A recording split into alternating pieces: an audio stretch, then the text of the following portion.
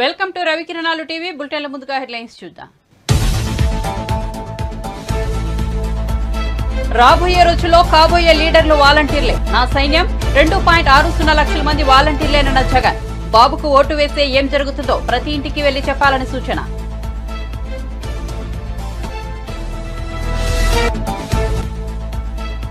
గత ప్రభుత్వ అన్యాయాలను గుర్తించే ప్రజలు బీఆర్ఎస్ ను గద్దెదించారన్న ముఖ్యమంత్రి. ఉద్యోగ నియామకాలు చేపట్టకుండా గత ప్రభుత్వం నిర్లక్ష్యం వహించిందనే ఆరోపణ. బీఆర్ఎస్ ఉద్యోగాలు ఊడగొడితే ఉద్యోగాలు ఇస్తామని మేము చెప్పామన్న రేవంత్ రెడ్డి. సీఎం కావాలనే ప్లాన్ లో హరీష్ ఉన్నారన్న కోమటిరెడ్డి. కేటీఆర్, హరీష్, కవితల పేర్లతో బీఆర్ఎస్ చీలిపోతుందని జోష్యం. రాష్ట్రంలో మరో 20 ఏళ్లు కాంగ్రెస్ అధికారమని ధీమా.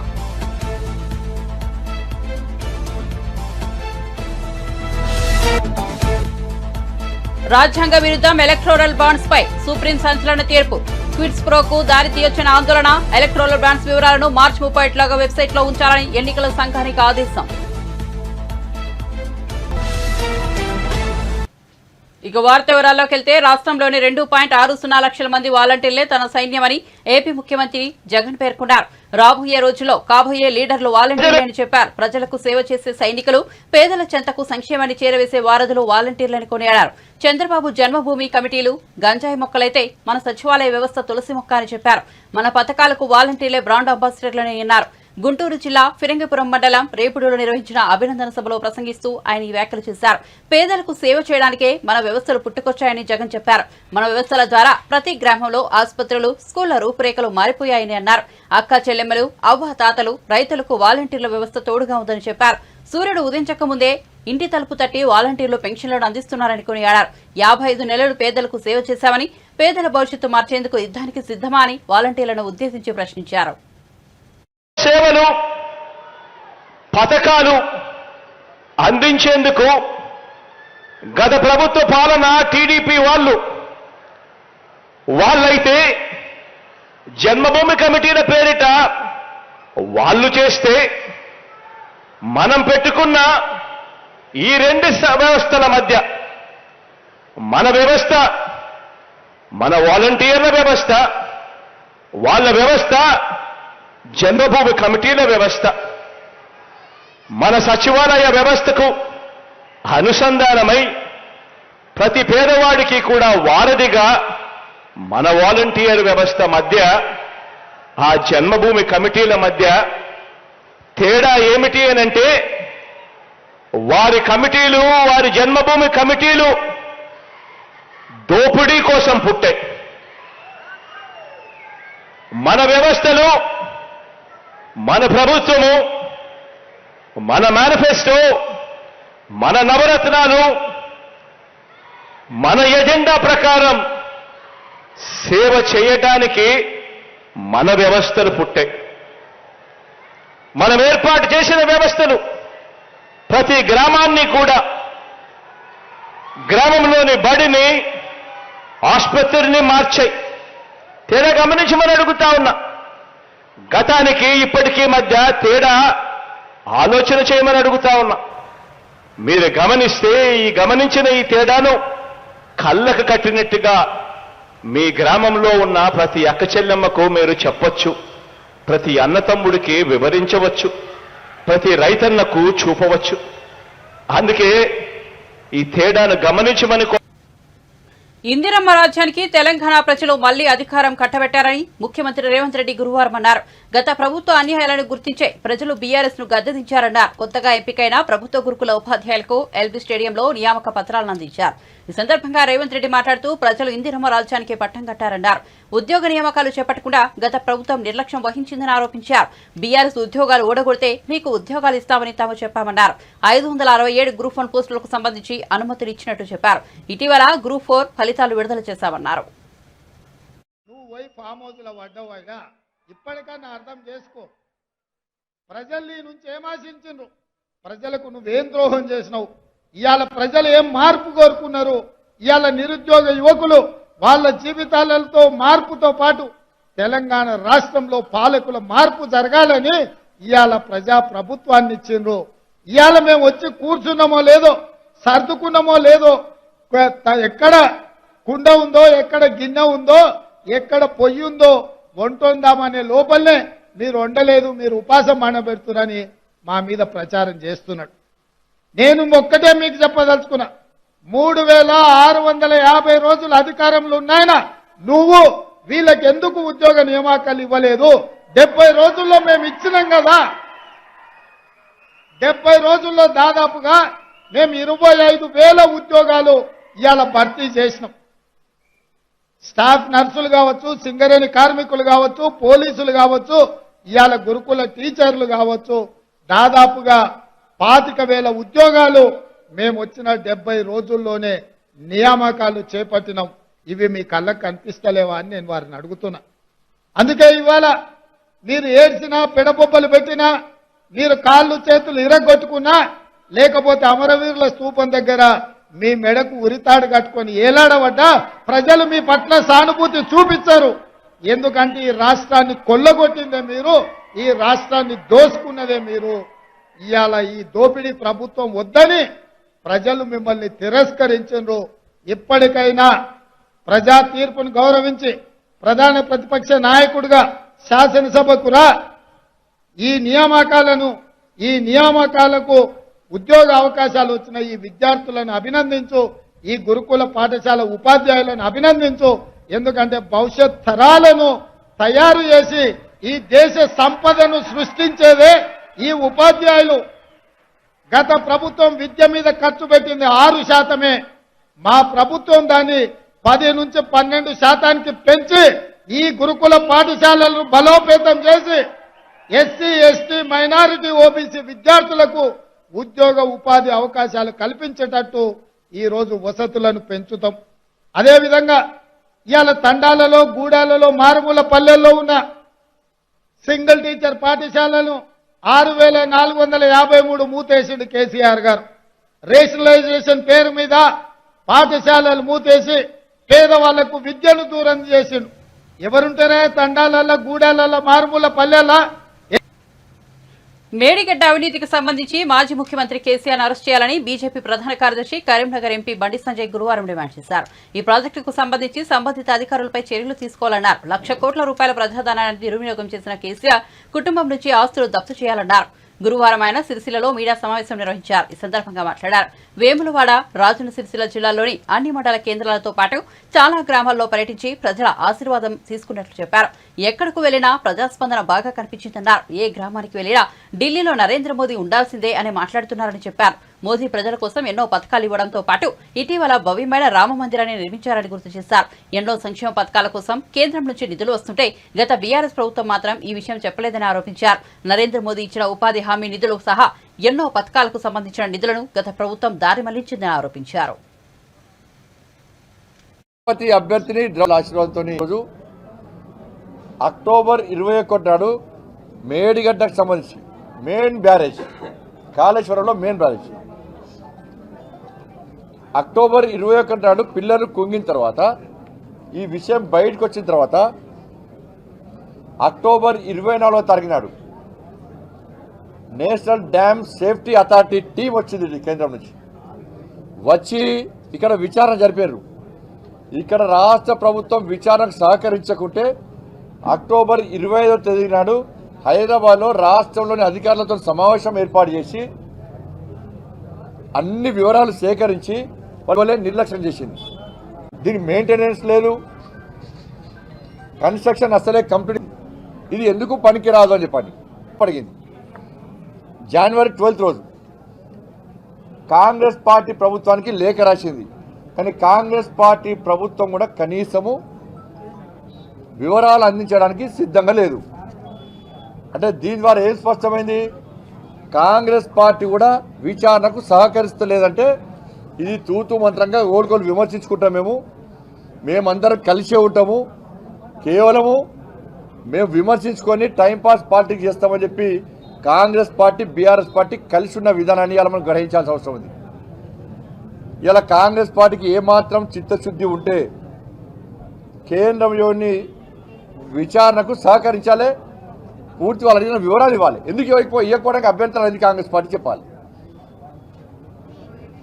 ఇవాళ విచారణ జరిగింది, కేంద్ర ప్రభుత్వం నివేదిక ఇచ్చింది, ఇది పొరపాటు జరిగింది, ఇది పూర్తిగా క్వాలిటీ లేకుండా వేసింది, ఎందుకు పనికిరాదు, ప్రజాధనం దుర్వినియోగం అయిందని చెప్పి నివేదిక వచ్చిన తర్వాత మళ్ళా విచారణ ఏంది?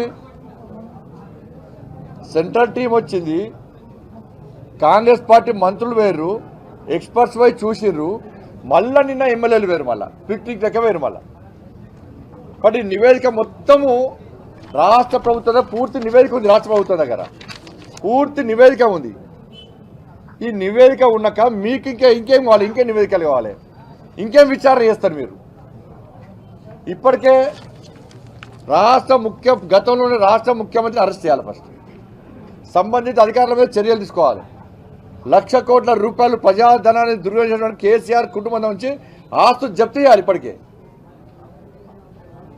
ఏం చేయకుండా ఇంకేదో రిపోర్ట్ రాలేదంటే ఇంకో విచారణ చేస్తామని చెప్పి ఇది కేవలము ఈ ఇద్దరి మధ్యలో అసెంబ్లీలో ఒప్పందం కుదుర్చుకొని ఈ ఎన్నికల్లో పార్లమెంట్ ఎన్నికల్లో బీజేపీ భారీ మెజార్టీతో గెలవబోతుంది కాబట్టి తెలంగాణ రాష్ట్రంలో ఇలా బీజేపీని పక్కదారి పట్టించి Congress versus BRS versus Congress అని ఇద్దరు చెప్పుకోవడానికి, బీజేపీని ప్రజల దృష్టి నుంచి తీసేయడానికి వీళ్ళు ఆడుతున్న నాటకాలు తప్ప ఇంకోటి కాదు. ఇలా కేంద్ర ప్రభుత్వ నివేదిక విచారణ తర్వాత ఇంకా ప్రపంచం నుంచి వాళ్ళు పిలిపిస్తారు, ఇంకా ప్రపంచం నుంచి కన్నా వేరే దేశం నుంచి వాళ్ళు పిలిపించి విచారణ చేస్తారు. చెప్పు మరి, ఇంకా ప్రపంచంలో ఇంతకంటే ఎక్స్పర్ట్స్ ఇంకా ఉన్నారా వీటిలో? కానీ విచారణ జరిపిన తర్వాత నివేదికలు వచ్చిన తర్వాత ఇవన్నీ కూడా టైంపాస్ చేస్తున్న వాటి తెలంగాణ సమాజం ఆలోచించాలి. కాంగ్రెస్ పార్టీ ప్రజలు వివరించాల్సిన బాధ్యత ఉన్నది. మీరు 6 గ్యారెంటీలు ఎన్నికల కోడ్ లోపల మీరు ఇచ్చిన హామీలతో పాటు నెరవేర్చరా? బీఆర్ఎస్ పార్టీ ఇలా కాళేశ్వరం విషయంలో కేంద్ర ప్రభుత్వం నివేదిక ఇచ్చింది, ఎక్స్పర్ట్స్ నివేదిక ఇచ్చారు, మీ మంత్రులు తిరిగిరు, రిపోర్ట్ వచ్చింది. ఆ రిపోర్ట్ను ఆధారంగా బీఆర్ఎస్ పార్టీ నాయకుల మీద సంబంధిత అధికారుల మీద క్రిమినల్ కేసు పెట్టి వాళ్ళని అరెస్ట్ చేసి ఆస్తులు జప్తు చేసి వాళ్ళ ప్రజాధనాన్ని దుర్వినియోగం కూడా స్వాధీనం చేసుకోరా? కాంగ్రెస్ పార్టీ స్పష్టం చేయాలి. వీటి గురించి మాట్లాడకుండా ఇలా ఈ రెండు పార్టీలు కలిసి ఇలా అసెంబ్లీ యొక్క సమయాన్ని వృధా చేసి ఇలా దాని ద్వారా కూడా ప్రజాధనం దుర్వినియోగం చాలా మూర్ఖత్వం ఇది. రాజకీయ పార్టీలు సేకరించే విరాళాలలో పారదర్శకత కోసం కేంద్ర ప్రభుత్వం తీసుకొచ్చిన ఎలక్టోరల్ బాండ్స్ విధానం రాజ్యాంగ విరుద్ధమని సుప్రీంకోర్టు పేర్కొంది. బ్లాక్ మనీ నిర్మూలన పేరుతో తీసుకొచ్చిన ఈ విధానంలో పారదర్శకత లోపించిందని వ్యాఖ్యానించింది. ఆర్బీఐ పరిధిలో నుంచి ఎలక్టోరల్ బాండ్స్ ను తప్పించడం సరికాదని, ఇది రాజ్యాంగ విరుద్ధమని పేర్కొంది. ఎన్నికల వ్యవస్థలో రాజకీయ పార్టీలు కూడా ఓ భాగమేనని సుప్రీంకోర్టు ప్రధాన న్యాయమూర్తి జస్టిస్ డివై చంద్రచూడ్ వ్యాఖ్యానించారు. ఏ పార్టీకి ఎవరు విరాళం ఇస్తున్నారనే విషయం తెలుసుకోవడం ద్వారా ఓటరు తాను ఎవరికి ఓటు వేయాలో తేల్చుకునే వీలు కలుగుతుందని చెప్పారు. రాజకీయ పార్టీలకు విరాళాలు క్విడ్ ప్రోకు దారితీయొచ్చని సుప్రీంకోర్టు ఆందోళన వ్యక్తం చేసింది. బ్లాక్ మనీని అరికట్టడం, విరాళాలు అందించే వ్యక్తులు, సంస్థల గోప్యతను కాపాడమే లక్ష్యంగా ఎలక్టోరల్ బాండ్స్ విధానాన్ని తీసుకొచ్చినట్టు కేంద్ర ప్రభుత్వం తెలిపింది. అయితే నల్లధనాన్ని అరికట్టేందుకు ఎలక్టోరల్ బాండ్స్ ఒకటే మార్గం కాదని సుప్రీం ధర్మాసనం అభిప్రాయపడింది. ఎలక్టోరల్ బాండ్స్ జారీని వెంటనే నిలిపివేయాలని, ఇప్పటివరకు జారీ చేసిన బాండ్స్ వివరాలను ఎన్నికల సంఘానికి అందజేయాలని స్టేట్ ఆఫ్ ఇండియాను సీజీఏ ఆదేశించారు. రాజకీయ పార్టీలకు చెందిన ఎలక్టోరల్ బాండ్స్ వివరాలను మార్చి 31లోగా వెబ్సైట్లో ఉంచాలని ఎన్నికల సంఘాన్ని ఆదేశించారు. తెలంగాణ నుంచి రాజ్యసభ ఎన్నికల బరిలో 3 అభ్యర్థులు నిలిచారు. కాంగ్రెస్ తరపున రేణుకా చౌదరి, అనిల్ కుమార్ యాదవ్, బీఆర్ఎస్ తరపున వద్దిరాజు రవిచంద్ర ఎన్నికల బరిలోకి దిగారు. వద్దిరాజు రవిచంద్ర తన నామినేషన్ దాఖలు చేశారు. రేణుకా చౌదరి, అనిల్ కుమార్ యాదవ్లకు ముఖ్యమంత్రి రేవంత్ రెడ్డి బీఫామ్లను అందజేశారు. వీరు తమ నామినేషన్లు సమర్పించనున్నారు. మరోవైపు ఏపీలో 3 రాజ్యసభ స్థానాలకు వైవి సుబ్బారెడ్డి, మేడా రఘునాథ్ రెడ్డి, గొల్ల బాబురావులు నామినేషన్ వేశారు. తగినంత బలం లేకపోవడంతో రాజ్యసభ ఎన్నికలకు దూరంగా ఉండాలని టీడీపీ నిర్ణయించింది. దీంతో 3 వైసీపీ నేతలు రాజ్యసభకు ఏకగ్రీవంగా ఎన్నిక కాబోతున్నారు. అక్రమ కేసులు పెట్టి బెదిరించే వారికి టీడీపీ భయపడదని ఆ పార్టీ అధినేత చంద్రబాబు సతీమణి నారా భువనేశ్వరి అన్నారు. శ్రీ సత్యసాయి జిల్లాలోని మడకసిర హిందూపురం నియోజకవర్గాల్లో నిజం గెలవాలి కార్యక్రమంలో పాల్గొన్నారు. ఈ కార్యక్రమానికి వచ్చిన హేమంత్, శోభ అనే దంపతులు తమ బాలుడికి పేరు పెట్టాలని భువనేశ్వరిని కోరారు. ఆమె చిన్నారిని ఎత్తుకుని కుశల్ కృష్ణ అని నామకరణం చేశారు.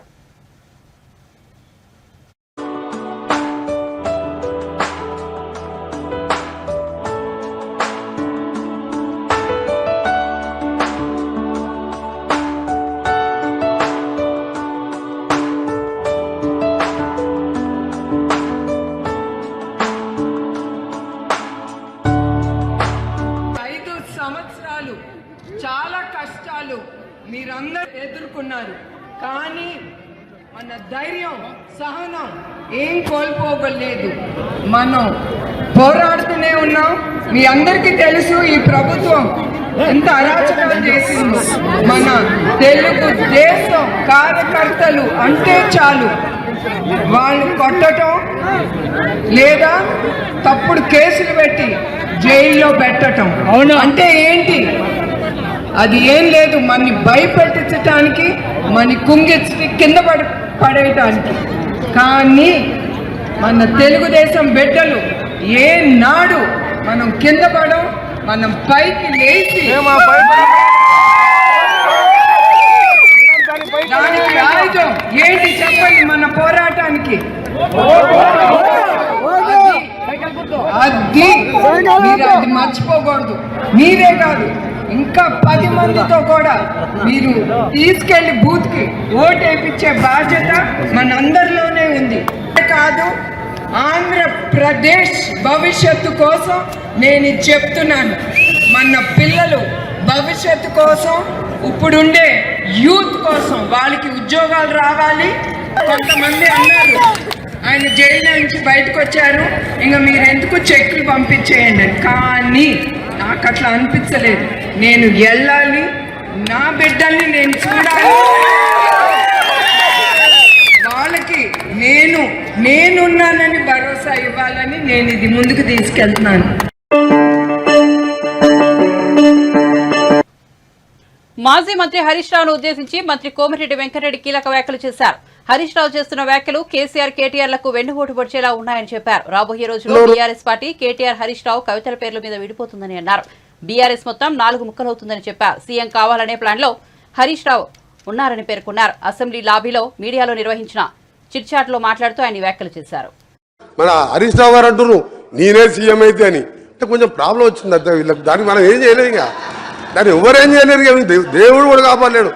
ఒక్క నిమిషం సార్, దేవుడు కూడా కాపాడలేడు వీళ్ళని, దేవుడు కూడా కాపాడలేడు. రాక నలవటకు వచ్చింది అధ్యక్ష. మన వర్షాలు లేక ఇబ్బంది పడుతున్నాం, మంచినీళ్ళు జగన్మోహన్ రెడ్డి బిర్యానీ తినిపించిండు, రాసిచ్చిండు. వస్తా అధ్యక్ష, వస్తా వీళ్ళు ఎమ్మెల్యే అధ్యక్ష. ఎంత ఐరన్ లేక అంటే వీళ్ళ పార్టీ వస్తా పాప 38 ఏళ్ళ ఓంకువాడు సార్. ఇద్దరు చిన్నపిల్లలు మస్తెక్కి హైదరాబాద్కి కార్లలో దోసుకున్న సొమ్ముతో ర్యాలీ తీసుకొని హైదరాబాద్కి వచ్చి ఆ ఎమ్మెల్యే ఆగో చెప్తా మీ చరిత్ర సార్. కృష్ణానీలే సార్, 40 మంది లేక 40 మంది లేరు సార్ వీళ్ళకు. 40 ప్రజలు చీదరించారు, 40 ప్రజలు టీఆర్ఎస్ బహిష్కరించారు. హైదరాబాద్కి వెళ్ళి రౌడీగా కార్లు వేస్తే సార్ ఆ ఓంకువాడు చనిపోతుంది సార్. ఓంకువాడు చనిపోయింది సార్. ఇద్దరు చిన్నపిల్లలు మొన్న నేను లేకుంటే ఓంకువాడు చనిపోతే కనీసం మా జిల్లా ఉన్న ఏకైక ఎమ్మెల్యే గాని కేసీఆర్ గారి, కేటీఆర్ గారి ఆ కుటుంబాన్ని ఆదుకుంటామని అంటలేరు సార్. ఎంత దరిద్ర రాక జిల్లాకు వచ్చి ఓ మనిషిని పొట్టలు పెట్టుకోరు. ఈయన మేనిఫెస్టో గురించి మాట్లాడుతున్నాడు సార్. ఒకటి చెప్తుంది సార్, ఈయన మేనిఫెస్టో 2001లో పార్టీ పెట్టింది సార్. నీ దుకాణం మంత్రి గారు దుకాణం అన్నది సార్. ఒకటి సార్ అసలు పాయింట్కి వస్తున్నా సార్. అసలు పాయింట్కి వస్తున్నా. అరే మీ చరిత్ర చెప్తా సార్.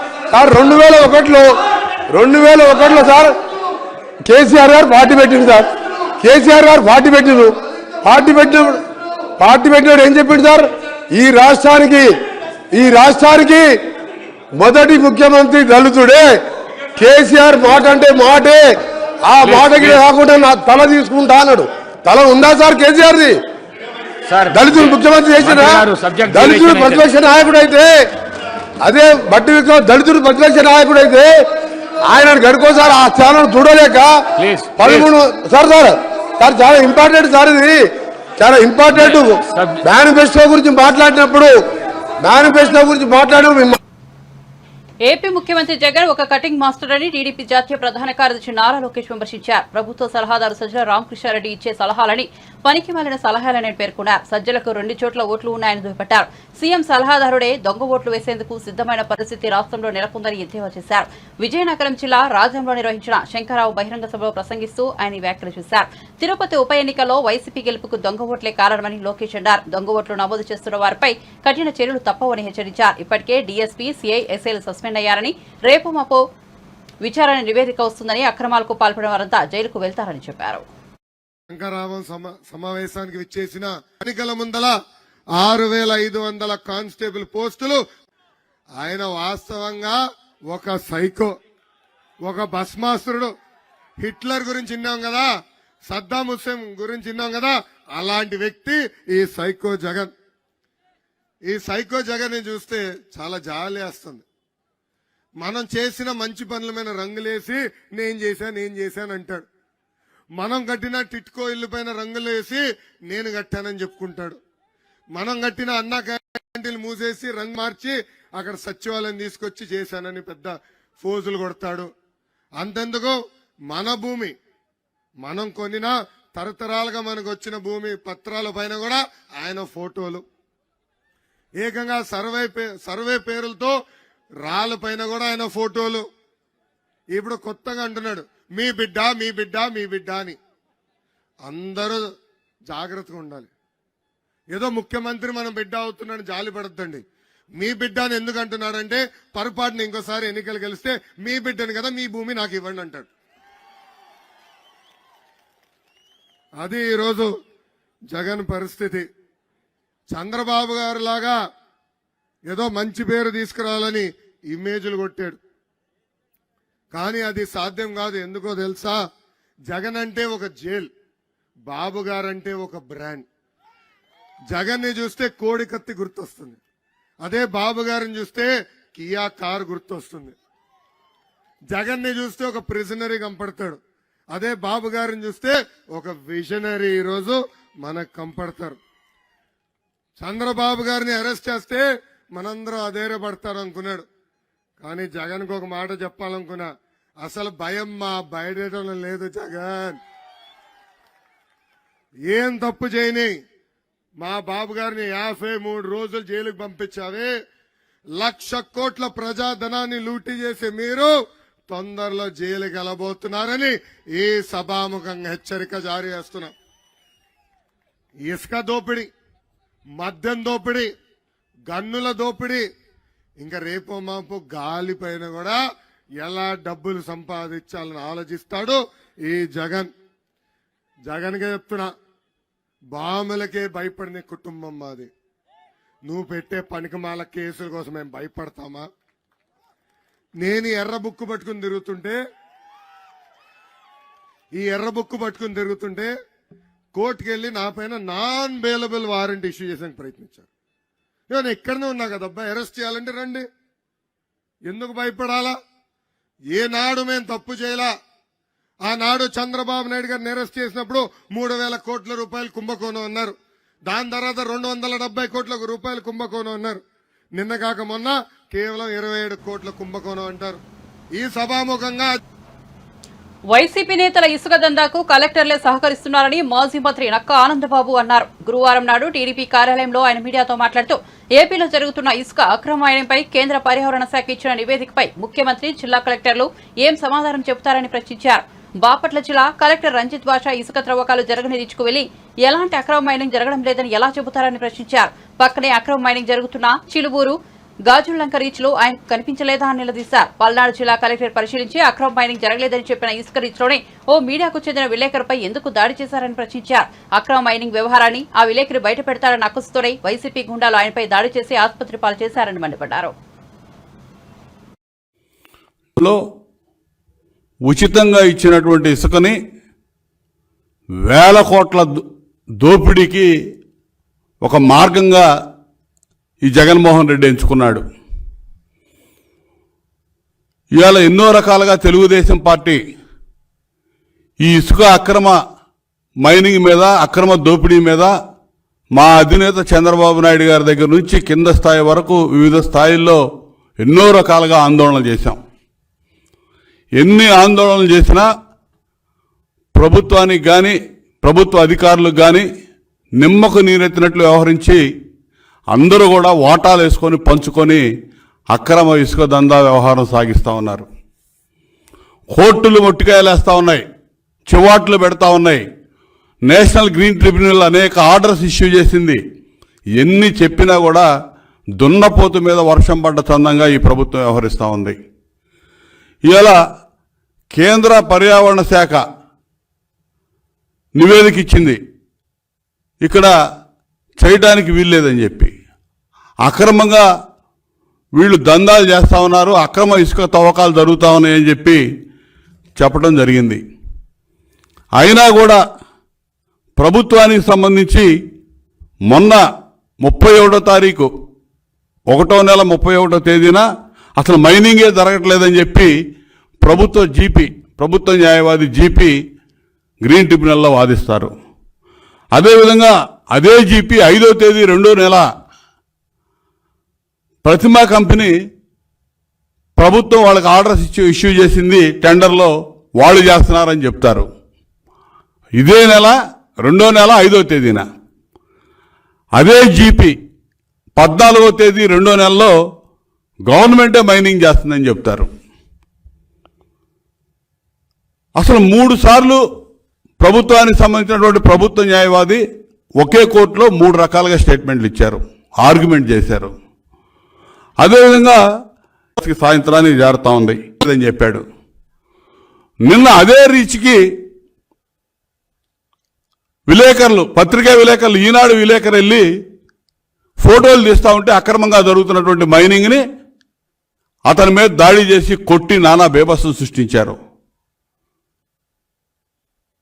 అక్కడ కలెక్టర్ వెళ్ళేమో మైనింగ్ జరగట్లేదని ఒకరోజు చెప్పొస్తాడు, 2వ రోజు మైనింగ్ జరుగుతూ ఉంటే అది బాహ్య ప్రపంచాన్ని చూపించడానికి విలేకరు ప్రయత్నం చేస్తే విలేకరు మీద రౌడీజం చేసి కొట్టి హాస్పిటల్ పాలు చేస్తారు వీళ్ళు. బీఆర్ఎస్ అధినేత కేసీఆర్ అహంభావం, అవినీతి కారణంగానే తెలంగాణ ప్రజలు వారికి బుద్ధి చెప్పారని సిపిఐ జాతీయ కార్యదర్శి నారాయణ విమర్శించారు. మేడిగడ్డ బ్యారేజీ పిల్లలు కుంగిపోతే కొంపలు మునిగిపోయినట్లు రాద్ధాంతం చేస్తున్నారని ఆయన అనడం వివేకవంతుడు లక్షణం కాదన్నారు. గతంలో ముఖ్యమంత్రిగా పనిచేసిన వ్యక్తి ఈ విధంగా మాట్లాడడం పద్ధతి కాదని చెప్పారు. ఎంఎస్పి దాన్ని అమలు చేయలే, ప్రభుత్వాన్ని అందరూ విమర్శిస్తూ ఉన్నారు. దానికి నిరసనగా ఈరోజు ఢిల్లీ మళ్ళా ఆవుకు పూజ చేసే పరిస్థితికి వచ్చారు. అంటే దేవుళ్ళను పూజించడం ఒకవైపు, ఢిల్లీ ఆమ్ ఆద్మీ పార్టీ బీజేపీ వ్యక్తిగా ఉంది కాబట్టి దాన్ని ముప్పు తెప్పి పెడతా ఉన్నారు. ఆయన జోలికి పోరు, వాళ్ళ ప్రాపర్టీ జోలికి పోరు, సరి కూడా చంపేస్తారు, డౌటే లేదు. వాళ్ళు కాపాడాల్సిన బాధ్యత గవర్నమెంట్ది. మిగిలిన ఆరోపణలు ఉండే వాళ్ళని హంట్ చేస్తూ ఉన్నారు. రాష్ట్రాలకి అమలు చేయడం మానేశారు. బీజేపీతో కేసీఆర్ రాజీ పడ్డాడు కాబట్టి కేసీఆర్ పోయాడు. తెలుగు ప్రజలందరూ అసహించుకుంటున్నారు బీజేపీని. రాజధాని విషయం ప్రసిద్ధం చేయలేదు, పోలవరానికి డబ్బులు ఇవ్వలేదు, కడప స్టీల్ ప్లాంట్ కడతామని చెప్పి దానికి అమలు లేదు, ఒక్క చట్టం అంటే ఒకటి కూడా అమలు చేయలేదు. ఇప్పుడు తెలంగాణలో టీఆర్ఎస్ ప్రభుత్వం చేసిన వైఫల్యాలను ఓడిపోయింది. ఏమాత్రం తెలంగాణను సాధించుకునేటువంటి పార్టీగా ఉండేటువంటి అనేక మాట మేము చెప్పామన్నమాట. దాని ఫలితంగానే పోయింది. రెండవది ఒకటే, అంతకుముందు కూడా చెప్పాము, కాంగ్రెస్ పార్టీ వాళ్ళు పోయారు. ప్రాజెక్టులో నీళ్లు నిండిన తర్వాత ఒక్క పిల్లల పోయిన కూడా ప్రమాదమే కదా, దాన్ని పరిశీలించమని చెప్పండి రమ్మన్నాడు. పోయి ఉండాల్సింది, తప్పే ఉంది. ఆడేవే కౌంటర్ ఇచ్చి ఉండాల్సింది, తప్పని చెప్పి ఒప్పుకోవాల్సింది, లేదంటే ఆరోపణలు ఎదుర్కోవాల్సింది. కానీ ఆడికి పోకుండా బయటకు పోవడం అంటే ఇది కరెక్ట్ కాదు. ఇంకోటి ఏంటంటే దుస్సాంప్రదాయం, అసెంబ్లీకి ఎన్నికైన తర్వాత. బులెటిన్ ముగించే ముందు హెడ్లైన్స్ మరోసారి చూద్దాం. రాబోయే రోజుల్లో కాబోయే లీడర్లు వాలంటీర్లే, నా సైన్యం 2.60 లక్షల మంది వాలంటీర్లేనన్న జగన్. బాబుకు ఓటు వేస్తే ఏం జరుగుతుందో ప్రతి ఇంటికి వెళ్లి చెప్పాలని సూచన.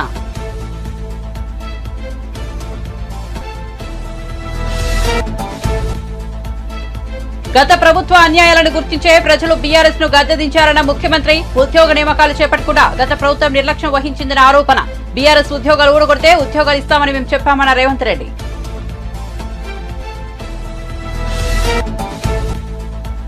సీఎం కావాలనే ప్లాన్ లో హరీష్ రావు ఉన్నారన్న కోమటిరెడ్డి. కేటీఆర్, హరీష్, కవితల పేర్లతో బీఆర్ఎస్ చీలిపోతుందని జోష్యం.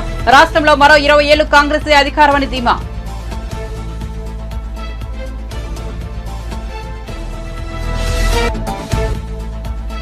రాజ్యాంగ విరుద్ధం ఎలక్టోరల్ బాండ్స్ పై సుప్రీం సంచలన తీర్పు. క్విడ్ ప్రోకు దారితీయని ఆందోళన. ఎలక్టోరల్ బాండ్స్ వివరాలను మార్చి 31లోగా వెబ్సైట్ లో ఉంచాలని ఎన్నికల సంఘానికి ఆదేశం.